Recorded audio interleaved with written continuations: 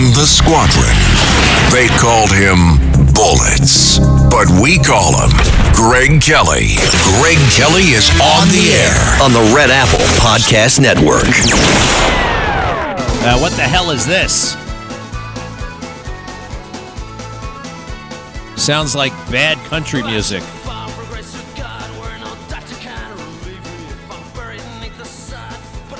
Am I supposed to know this song? It's the Pogues. It's the who? Pogues. The Loaves? P-O-G-U-E-S. Why are you talking like this? I can barely hear. The Pogues. It stinks. What is this? Why this? They're an Irish band. It's St. Patrick's Day. This is Irish music? Give me the river dance. That's what I... Look, to be honest, I'm Irish, officially. I love my Irish ancestry and stuff, but I barely know anything about it. You know, I lost my grandparents when they were, young, actually. You know, my mom's side, they were both in their 60s. And I was too young, really, to get to... I mean, I love my grandparents on my dad's side, but I just don't know that much about being Irish. I wish I knew more. One day I want to go to Ireland and soak all that stuff in. I did have an Irish neighbor, the Fennesseys. Those guys were very, very impressive. Patrick Fennessy. He used to go back to Ireland. They were born in Ireland, and he would go back to Ireland every summer, and he was also a champion judo player. You ever think about guys you went to high school with and you wonder, like, what became of them, you know? He was a very impressive guy. I wonder what happened to him. All right. It's not really the biggest thing in the world, but it infuriates me. Rolex watch. Who out there wears a Rolex? I happen to wear a Rolex. I'm very proud of my Rolex watch. It was given to me by my parents on December 15th, 1994 in Meridian, Mississippi, the day I graduated from Naval Aviator School, flight school. The day I was designated the Naval Aviator, the Wings of Gold, and they had a beautiful watch. I'm wearing it right now, my GMT Master 2. It's got the bezel and everything like that. It's a watch for aviators, right? This is a man's watch. It's been with me. Where the hell have I been with this watch? Everywhere. I've flown over Iraq. I went into Iraq in a armored vehicle. All over the world, highs and lows, just everywhere. I do take it off occasionally, but generally speaking, I leave it on. They tell me that the bezel is faded in such a way that makes it a very valuable watch. This is like antique people go crazy over a watch like this. I must say, I used to really like watches growing up, but I got this watch and I kind of lost all interest in watches. I'm like, this is the last watch I'll ever own. I don't. That's it. So I stopped noticing watches.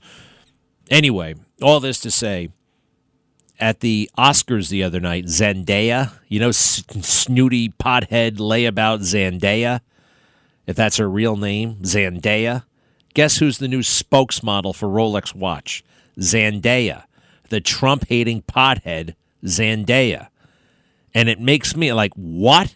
First of all, she's not a nice person. I know this personally. I met her before. Look, when I say someone's not a nice person, I'm not saying they're a bad person, okay? I mean, I'm just saying that I'm a little bit snooty.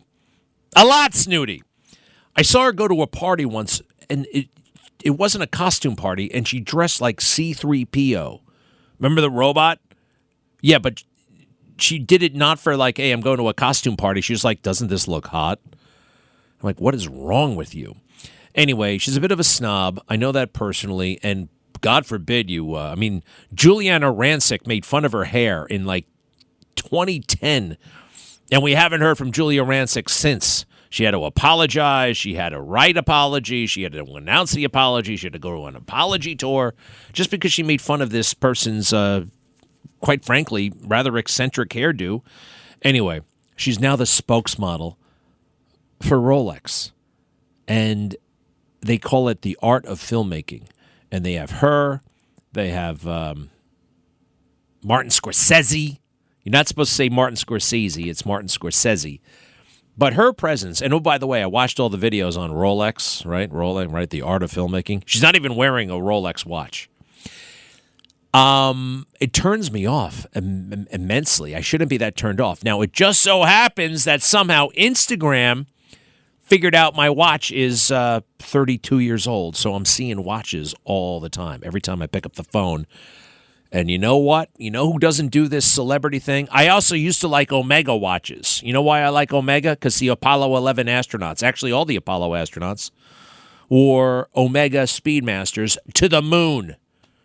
I thought that was a cool watch. But then again, I haven't been there. You know what I mean? But it's much more, it's a cool endorsement. People who have walked on the moon, we wore this watch on the moon. I mean, it's obviously going to fulfill all of my earthly needs.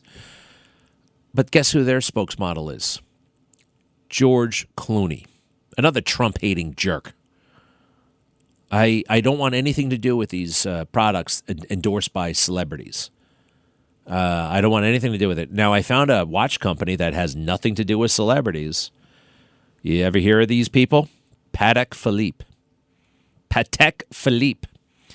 Now, granted, each watch costs $250,000. They're a little bit pricey. But I don't know. Maybe I'll save up. Maybe I'll get a knockoff one. I can't look at my watch and think of Zendaya. I can't believe they did that. It's such a disappointment. My dad has a Rolex. My brother has a Rolex. For a while, I called it my most important physical possession. You know, like all of the things that I own, that would be the one thing I'd be like, huh, really? It's be the one thing that I would really say to a mugger, now, don't take my watch, which is a stupid thing to say. You want to minimize your time with the mugger. Give him everything you got, and then shoot him in the back while he walks away. I'm only half teasing about that one. If somebody takes my stuff like that, I would feel totally entitled. I know, shoot him in the back. I once said that to somebody I shouldn't have said it to. They're like, how could you shoot him in the back? It's got my stuff. What do you mean? Well, you can't shoot him in the back. I said, what is that, the law of the West? Where'd you get that from, a cowboy movie? I mean, I think that's justifiable homicide. I think you have to say, fill your hands with copper before, No, what's that? Like, heavy your hand, and then you get to shoot them. You're making references I don't get, and I hate that. Now, what is that from? It's a John Wayne thing. Oh, John, yeah, I don't get that.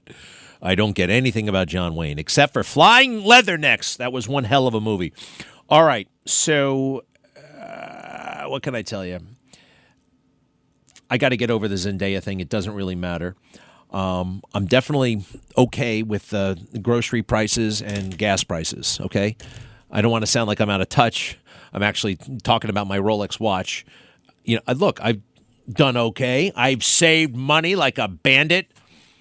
Bandits don't save money, but I'll tell you what. You know what my wife and I don't do? We don't spend money on clothes. We don't spend money on stupid restaurants, right? We live very frugally, which is the key, right? You ever read that book, The Millionaire Next Door?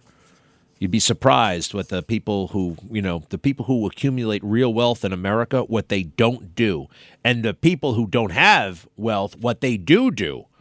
I wouldn't do anything that some of these folks do with the vacations and the meals and this and that. No, you gotta hunker down, and you can still live very well. You can live a very fruitful life if you don't make it all about stuff. The other thing, though, with grocery prices and gas prices. That's what every time I turn on TV, somebody's wetting their pants about one or the other. For instance, here is the gas prices montage. Cut 2. U.S. gas prices are at their highest point since October. That spike is threatening to undercut one of President Trump's main talking points ahead of the midterms. If you fill up your gas tank at any point in the last week or two, you likely noticed it already. Oh, I don't like it. Not at all. It's way too much. Nationwide gas prices averaging more than $3.60 this week, up more than 60 cents since the start of the war. And America's truck drivers are feeling that pain especially hard. Our next guest says that if those diesel prices don't come down, she may be forced out of work. So there's also hysteria about grocery prices. And look, have you ever looked in your cupboard? Have you ever looked in your pantry You ever go to the grocery store and look around what's on the shelves, and better yet, look at what is in people's shopping cart, okay? And I put myself in this category. Pop-Tarts, Tostitos, chips, soda, all this junk. There's no nutritional value. Zero. None. A lot of people buy a lot of that stuff. It's really infuriating when they buy it with food stamps. That's something that the Trump people have fixed, and I like that a lot. All this to say, I am 227.1 pounds, and I am committed to being lighter. I want to look better. I want to feel better. I want to live longer. I want to do all those things. So I'm really, really super duper serious about it, okay? I may need a little bit of help. I'm not going to go on those GPLs or whatever those things are. The fat shot makes me nauseous. I tried it once. I gained weight, and I did not, and I felt sick. So I can't do it that way. I got to do it the old-fashioned way, and I think somehow this is it. It's going to happen. I know. It has to happen. The other thing in my quest for wellness, I mentioned that phone and looking at it all the time, and it knows what I want. It knows what I want. It knows that I want a new watch. It knows that I find certain things, certain images appealing. Right? Yeah. It somehow knows all that stuff. It measures how much time we look at a picture. And if we look at it like a microsecond longer than other pictures, it knows that, and then it feeds us more of that stuff, the algorithm. I want to have a better relationship with my phone. I recommend you guys do too. One of the things I'm doing, like for instance, I don't look at it on my way to work, and then I'll make a decision. I'm not going to look at it in the elevator. I'm going to look at it at a certain time. When I'm at this desk, I will take it out and I will look at it. Then I will put it away. I have to go somewhere. I'm not going to look at it during the duration of this trip. One thing that has helped me is a notebook. Having a notebook, putting down, my plans, my aspirations, my dreams, my to-do list, instead of reacting to somebody else's dopey content. This damn thing is the number one challenge. Forget artificial intelligence is going to be right up there. But this phone commanding our lives.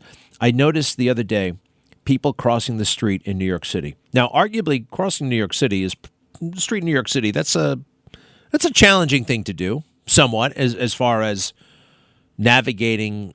If you're going to walk somewhere, New York City is probably one of the harder places to walk, one of the more dangerous places to walk. I noticed crossing the street, they're mostly women, one guy, and I watched this for about 10 minutes, actually, different groups of people crossing the street. They were looking at their phone more than they were looking ahead of them while they were crossing the street. They were taking in everything peripherally. The phone had their bulk of their attention. And, you got to go through so much trouble and put up with so much crap to be in New York, and you're not even looking at the buildings, you're not even looking around, the people, you're looking at a phone. You could be doing that anywhere. That's what they want. They've made it as addictive as anything. And I got an old phone. This thing goes all the way back now to 2021, and people think it's an antique phone. There's the music. I'll stop talking. Except, did you see that horrible woman in Utah, Corey Richins? This is the wildest murder case I've ever seen. She was convicted, right?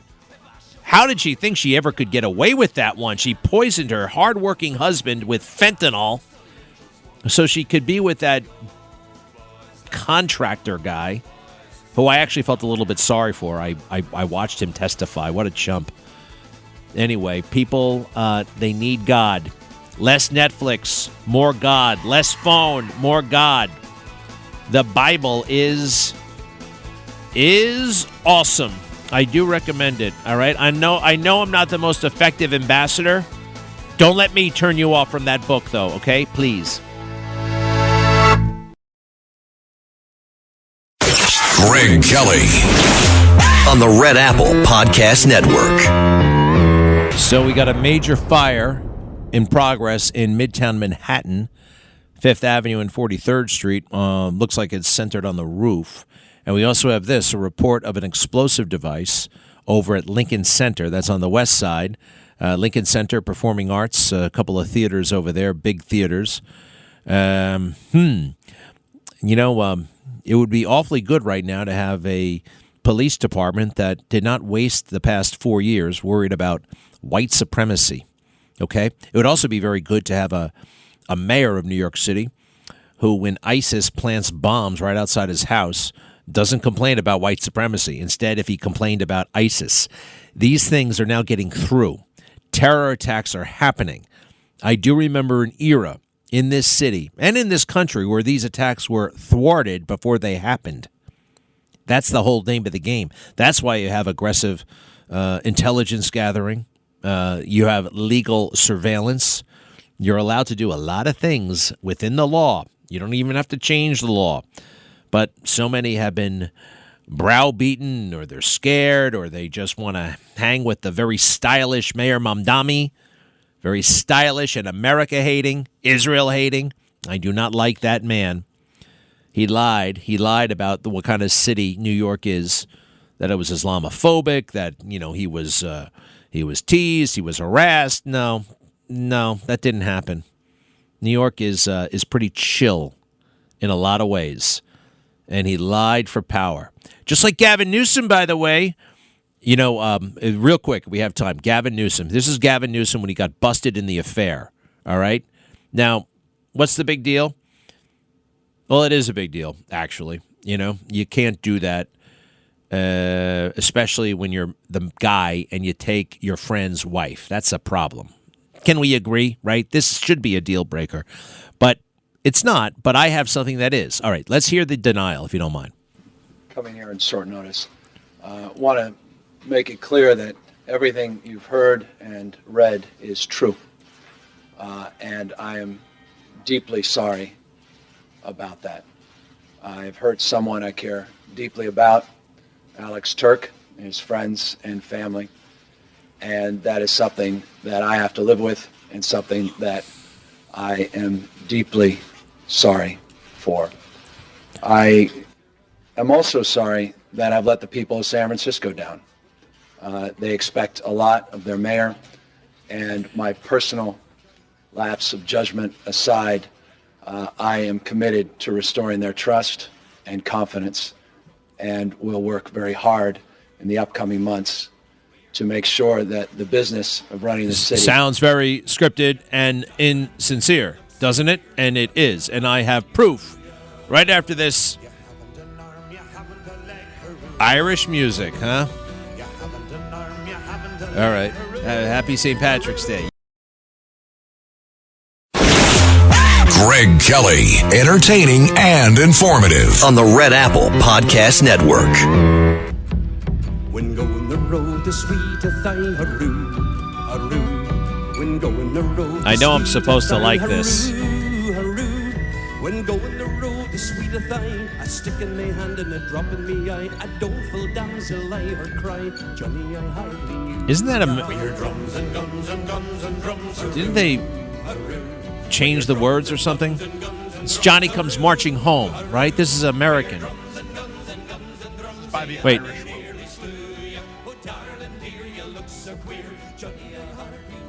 Who looks queer? All right. I know I should know more about Ireland and Irish stuff.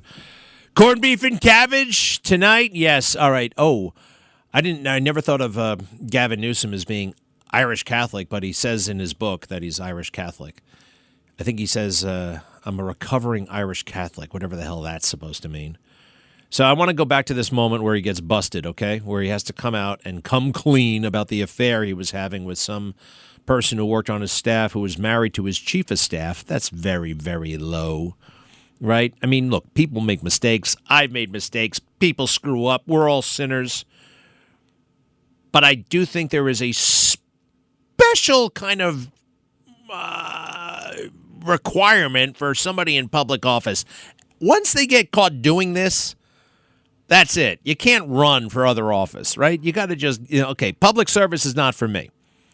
You're too interested in serving yourself to things that aren't yours, by definition. Here he goes again, okay? Here he is. And listen carefully to how he does this. This is something, look, It's important that we eliminate Gavin Newsom from the presidential sweepstakes. Or then again, maybe we want him to get the nominations because he's beatable. No, that would be bad for the country. If he gets that close, he could become president. And we're going to be talking a lot more about some swing districts where I want the better person to prevail, especially in New Jersey. Joe Hathaway is running for the seat vacated by Mikey Sherrill. Anybody ever figure out why her name is Mikey? It's a very odd situation with her name. Governor Mikey Sherrill. It's a woman, Mikey. He likes it. He likes it. Remember that commercial? All right, here's Gavin Newsom being all slick and Clinton-like. He's actually enjoying the attention. I've watched this. He likes it. Go ahead. Coming here in short notice. Want to make it clear that everything you've heard and read is true. And I am deeply sorry about that. I've hurt someone I care deeply about, Alex Turk, his friends and family. And that is something that I have to live with and something that I am deeply sorry for. I am also sorry that I've let the people of San Francisco down. They expect a lot of their mayor, and my personal lapse of judgment aside, I am committed to restoring their trust and confidence, and will work very hard in the upcoming months to make sure that the business of running the city is framed appropriately. I also want to extend a personal apology to everyone in our administration, to my staff that I just met with, to my friends and my family members. I am deeply sorry. All right. So when I first heard that years ago, I thought, well, I didn't know what I thought. I can't remember what I thought.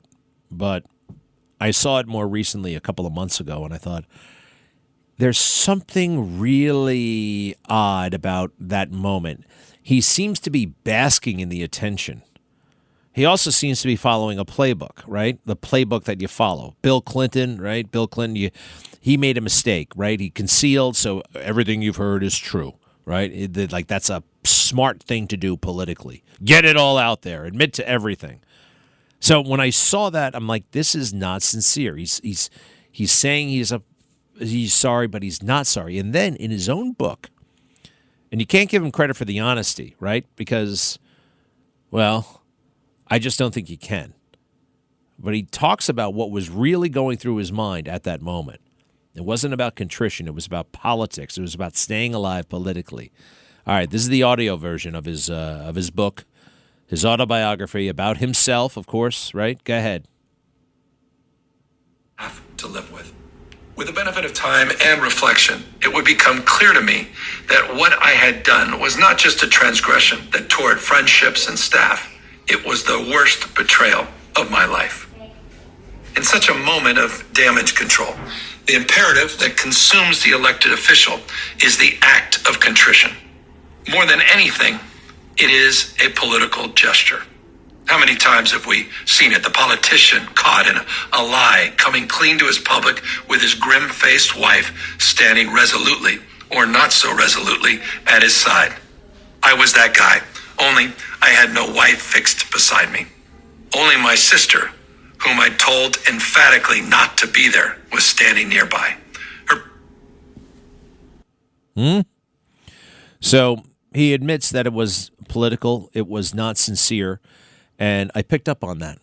And he says so in the book. He says a lot of things in the book that are going to, I think, if this world is just, and it's not, render him ineligible. So for the president. The other thing that I found wild, he talks about meeting his wife and how they dated and all that stuff. And problem I have here is she says she was assaulted by Harvey Weinstein. 2 years later, she went to Harvey Weinstein to get advice on how Gavin should deal with his sex scandal.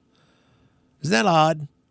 Because Harvey was a man in the media, and he had some media prowess, and I think there's always been a little bit of a cloud over that guy, right? And she seemed to know that. Would you ever contact somebody who assaulted you for PR pointers? It's a very strange thing, isn't it? I think it's like you gotta find a thief to catch a thief. You know, you gotta like if somebody murdered your brother, and then you were like, I want to murder somebody now, and that guy got away with it, you'd go to that guy and be like, hey, how'd you get away with the murder? Oh, so you're saying it's even worse than I thought. I'm saying, like, she's like, oh, he's getting away with it. Maybe this guy could help out my husband who's got a scandal. Yeah, well, I know, but okay, let's say it's an attempted murderer. And I almost got attempted murdered by Harvey Weinstein. So I'm going to go to Harvey and find out, hey, you remember when you attempted murdered me? How did you get out? I think that's even weirder. That would lend itself to how morally corrupt it is. Yes, very much so. But I think it's, I mean, you could say, well, or how phony she is. Yeah, exactly. How the allegation may not have even been true. That's what I'm getting at. This is, this has to stop. He doesn't get to do this. He doesn't get to just run for president now. There's going to be accountability. Although then again, you never know. You never know. I mean, so many people can't keep up with anything and they just don't care and they move on so fast. Hey, here's something that I like. We're going back to the moon. We're going back to the moon. Artemis 2, back to the moon. Now, we're not landing on the moon, which kind of stinks, but we are going to go around the moon with men and women. I think it's 3 men, 1 woman on the Artemis 2. It's very interesting to me that the rocket is basically the same size as the Saturn V from 60 years ago. Isn't that a little bit, isn't that a little disappointing? They're still making it in that same big building in Cape Canaveral, the Vehicle Assembly Building, which is huge. It's just like the technology hasn't improved as much as you think it would have. This is an interesting mission in that we're going to go further away from Earth than ever before.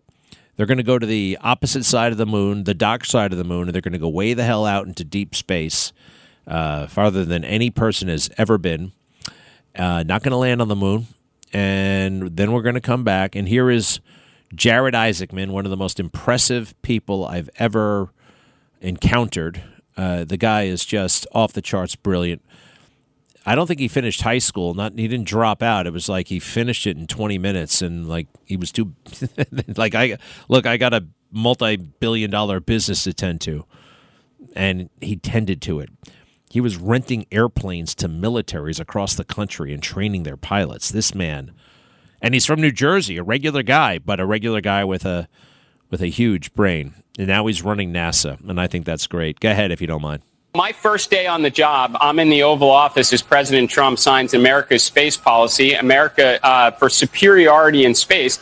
Now, my responsibility is on the civil, peaceful side to it. What are we doing about it? We're returning to the moon. We're returning to the moon, and we're going to stay. We're going to build a lunar base. And next up is Artemis 2, which is America's moon rocket. It's right behind me. 8.8 million pounds of thrust. We're going to send 4 astronauts around the moon in a matter of weeks, safely back to Earth. And then we're going to set up for missions every year, again in 27 until 28, when we land on the moon. And again, this time to stay. We're doing the other things. We're going nuclear power and propulsion in space. So someday you can see American astronauts plant the stars and stripes on Mars. So this is kind of our role that we fulfill here at NASA. We're pioneering, ensuring American leadership in the high ground of space.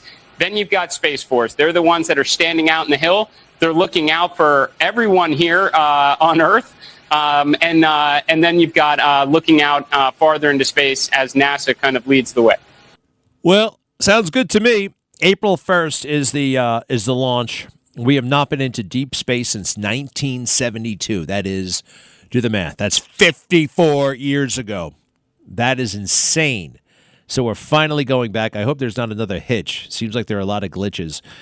On launch day for Apollo 11, no kidding, when the astronauts were on their way to the pad, they found out that they had a hydrogen leak in the rocket.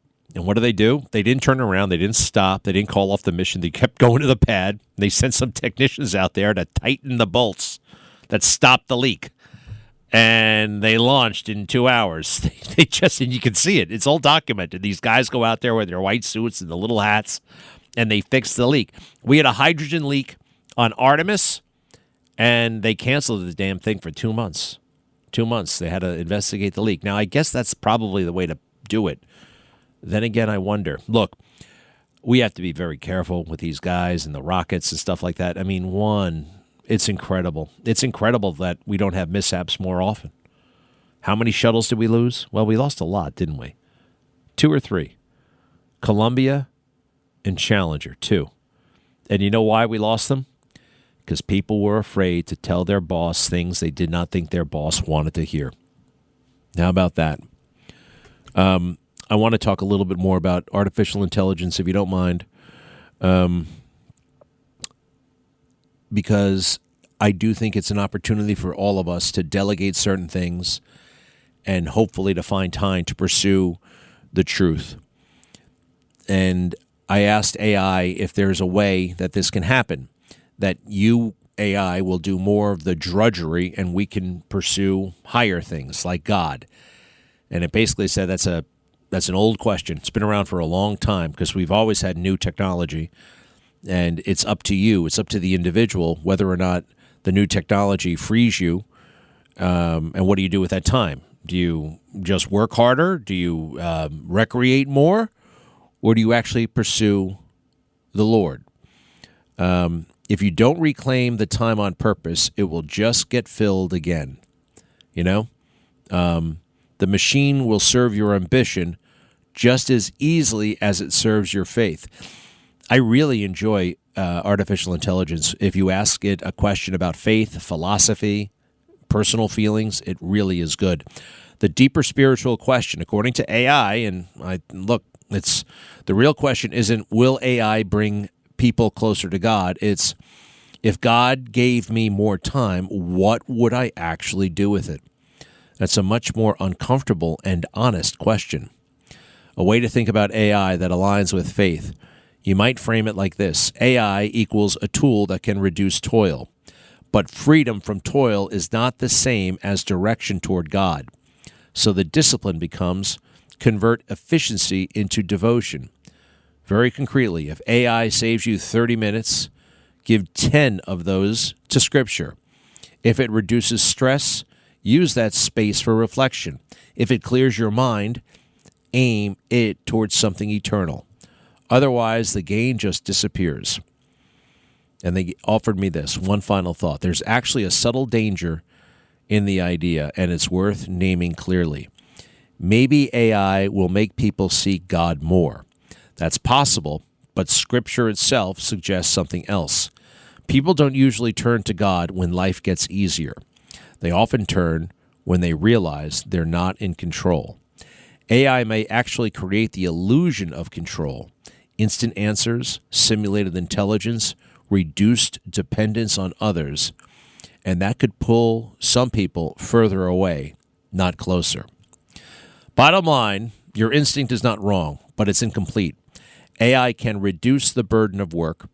It can give you margin. It can help you live a more ordered life, but it will not automatically make anyone more spiritual. It will simply reveal what you truly want to do with your time. And in your case, my case, given how driven and productive you are, AI could be either the ultimate productivity weapon or the first real chance in years to carve out intentional space for God. The difference will not be AI. It will be what you decide to do with your time, the time it gives you. How about that? How about that? ChatGPT, Mr. What's the guy's name who did this? Eric Schmidt? Sam Altman?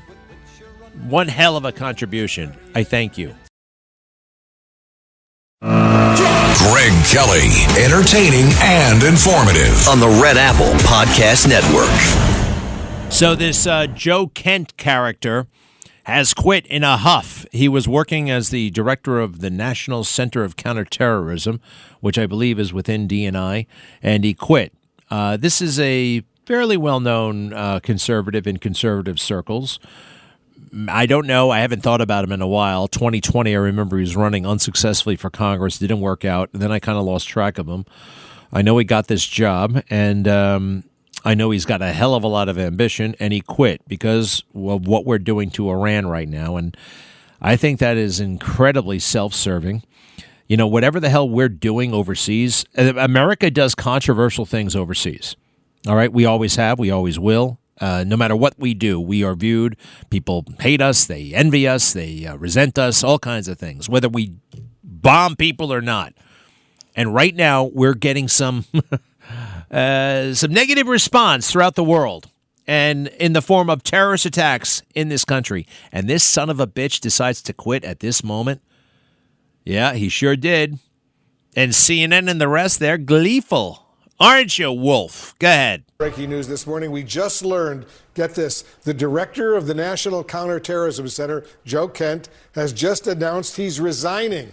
CNN national security reporter Zachary Cohn is joining us right now. Zachary, what more can you tell us about this dramatic development? Yeah, Wolf, this appears to be a significant resignation at the senior-most levels of the Trump intelligence community. This is Joe Kent. He was the director of the National Counterterrorism Center. He appearing to post on X a resignation letter that he submitted citing misgivings over the Trump administration's decision to launch its war with Iran. Now, Kent in this letter writes in part, quote, as a veteran who deployed to combat 11 times and as a Gold Star husband who lost my beloved wife Shannon in a war manufactured by Israel, I cannot support sending the next generation off to fight and die in a war that serves no benefit to the American people, nor justifies the cost of American lives. Now, Kent, in his apparent post on X, does also seem to suggest that there was no imminent threat that it has been used and cited by the Trump administration as justification for launching this war against Iran. He says that essentially, the administration manufactured this idea of an imminent threat, and that is part of the reason why he is deciding to resign from his post today. Well, I remember when they thought this guy was a danger to democracy. They're all, they're portraying this as a principled man making a wise decision, truth to power. This is what they were saying about him when he got the job, all right, when he got the national counterterrorism job. Go ahead. The Trump administration is now politicizing national intelligence. Two sources tell NBC News that Joe Kent, chief of staff, the director of national intelligence, Tulsi Gabbard, urged analysts to revise an assessment of the Venezuelan gang, Tren de Aragua, after it came to light that the assessment contradicted public statements from Donald Trump.